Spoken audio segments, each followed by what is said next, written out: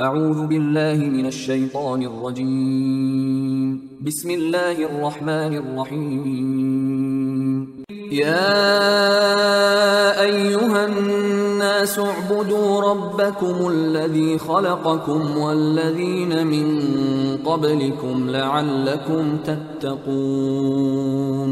الذي جعل لكم الأرض فراشا والسماء بناء وأنزل من السماء ماء فأخرج به من الثمرات رزقا لكم فلا تجعلوا لله أندادا وأنتم تعلمون. وإن كنتم في ريب مما نزلنا على عبدنا فأتوا بسورة من مثله وادعوا شهداءكم من دون الله إن كنتم صادقين. فإن لم تفعلوا ولن تفعلوا فاتقوا النار التي وقودها الناس والحجارة أعدت للكافرين.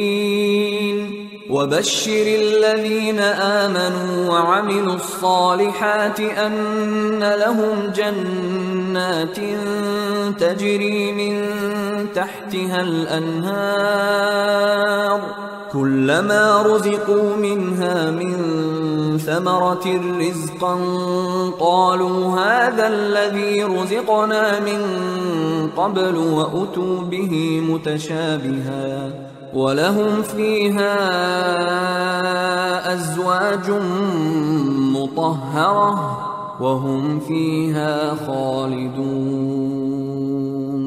إن الله لا يستحيي أن يضرب مثلا ما بعوضة فما فوقها فأما الذين آمنوا فيعلمون أنه الحق من ربهم وأما الذين كفروا فيقولون ماذا أراد الله بهذا مثلا يضل به كثيرا ويهدي به كثيرا وما يضل به إلا الفاسقين الذين ينقضون عهد الله من بعد ميثاقه ويقطعون ما أمر الله به أن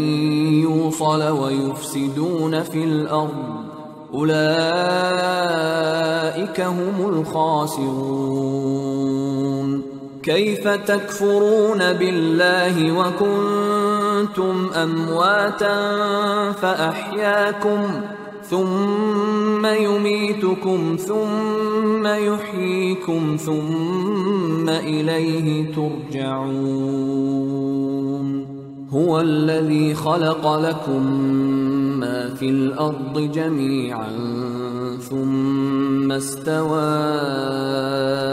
إلى السماء فسواهن 7 سماوات وهو بكل شيء عليم.